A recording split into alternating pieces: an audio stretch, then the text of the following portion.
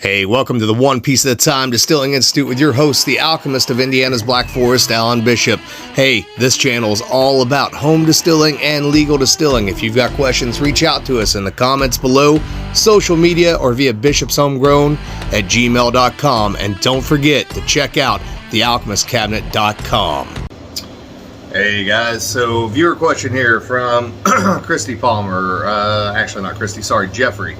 So, hi, I love your videos and I find value in a lot of the advice that you give. Thank you for sharing your knowledge so freely. Now, thank you for enjoying the videos and watching them. I appreciate it. My question is, how do you deal with a yield that is vastly different than you project? This could be on a home and or a commercial level. Personally, I recently mashed in a bourbon wash. If you're interested, the grain bill was 32 pounds of corn, which was 23 pounds of white corn finely ground and 9 of yellow corn ground to a coarse corn mill. 10 pounds of flaked oats. If you haven't got by my oats and rum wash, I love oats. 10 pounds of two-row, 10 pounds of malted red wheat, and 3 pounds of honey biscuit malt. I used 4 gallons of rum back set and 30 gallons of water. I actually converted the white corn and yellow corn separately to compare the two with enzymes, then added everything together to ferment. So all the online calculators had my mash in the 1.050 range. That is where I personally think the tastiest liquor I've made is. I agree with you. I think 1.050, whether it's sugar shine or it's all grain or it's fruits, mostly, now there are exceptions all grain, there's some 1070, 1075 stuff I like too, but mostly that 1050, 1055, man, that's where the flavor is at on anything you make. The yield may not be there, but the flavor is certainly there. So let's see, they had the fermentation dry at 1.003. This was not out of where I thought because most of my stuff finishes up around there. Here's my problem. My mash converted to 1.057 and finished at 0.996. Wow, so you went sub-dry. Well, you were using enzymes though too. But because of the fine crush on the white corn, I only got 24 gallons of wash to run. Might wait a few more days before to see if I can get a little bit more clear wash. I cannot run on the grain yet. What do you do on a commercial level if you have more or less alcohol than expected, and what would you do on a home level? Side note, this will be going into a second use 5-liter oak barrel, plus anything extra goes into a 1.5 gallon wide mouth mason jar with a cherry wood lid, and if I have anything left, it would be to top up the barrel. That's awesome. So I saw some of those mason jar pictures with the lids, by the way, and I have questions about that. I'm presuming that you're using a stainless steel ring, and then what kind, are you using like a gasket or something on that wood, or is the wood itself holding this place in? I'd like to see how you're making those, because I'd like to play around with some of those, especially compared to Bad Motivator. But get back to me on that, because I am very curious about how you're doing that and where you get your wood from, because you can do cool things one jar at a time, right? That's awesome. So anyways, I'm actually surprised that you finished out at that sub 1.000 gravity, considering that you were using some rum wash, because I would have figured there was some unfermentable sugar sitting around in that previously used rum wash that you wouldn't be able to get rid of. But with those enzymes, you obviously were able to convert the entirety of the grain. It does suck that you can't really run on grain at home, and it's hard. I have equipment that I can play around with that with, and I have done it, and sometimes it's successful, sometimes it's not. It does suck some degree at home if you're doing an all grain and then having to just run that wash. And the only way I've found to even begin to handle that is with a fruit press, and it becomes a mess. It's nasty. It's no fun whatsoever. And so, to be honest with you guys, I don't do a lot of all grain at home anymore. I get plenty of that at work. I know what it tastes like. I roughly know what it's going to do. There's not a whole lot I haven't distilled when it comes to all grain, etc. So nowadays I do a lot more, sugar shine 1 pound per gallon, or safety net stuff. Basically a sugar shine. Also with 1 pound per gallon, or even sometimes 2 pounds per gallon converted.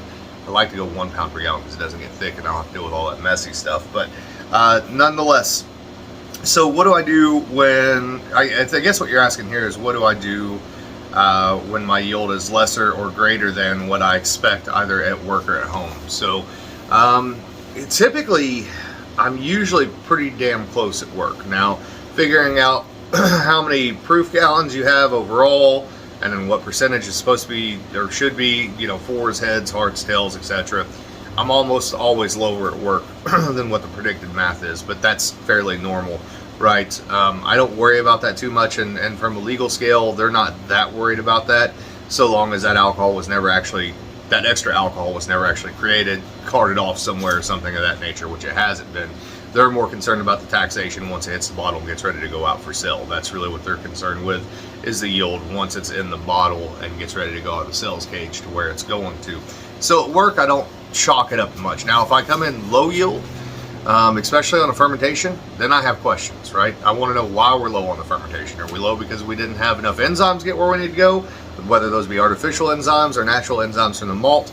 Do we have old stale malt? Do we have a bug problem with our grain? You know, sometimes, especially if you grow some of your own grain, you might get weevils and stuff like that, and they can get pretty bad sometimes and eat up a lot of your starch, and then you're just screwed. I mean, there's nothing you can do about that except get new grain, which I highly advise you do. You don't want to be distilling any more of that stuff than what you absolutely have to. So the extra yield, that's just bonus. Anything low yield, now we have questions, right? And if I know the fermentation was right on, and I know it started off at the gravity I set it for, and it finished at the gravity I wanted to finish at, then I have to start going, all right, well, where did I lose something at?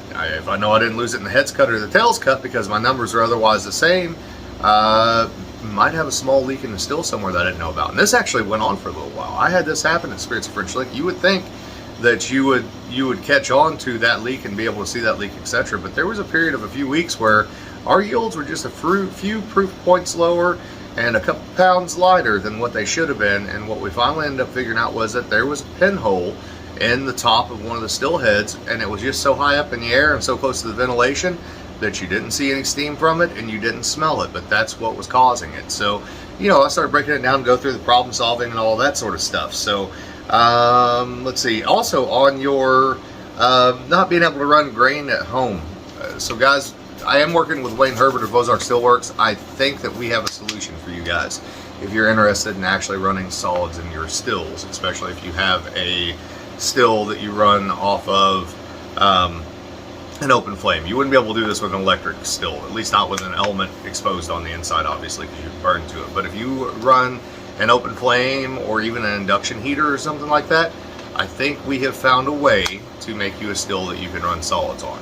It's undergoing testing right now. I've got one being built right now. We're going to see what it does. It's not going to be huge still, 20 gallons starting off, but you guys will probably be able to order them from Wayne at Ozark Stillworks at a much larger size than that as well. So just bear that in mind that that is coming, and it's coming around the corner. So let's see if there are any more questions in here. I think I kind of covered your questions and made a pretty decent commentary here. If I missed something, please let me know. But let me know about those jars too. I want to know how you guys are doing that, because it's really cool. And I thought I actually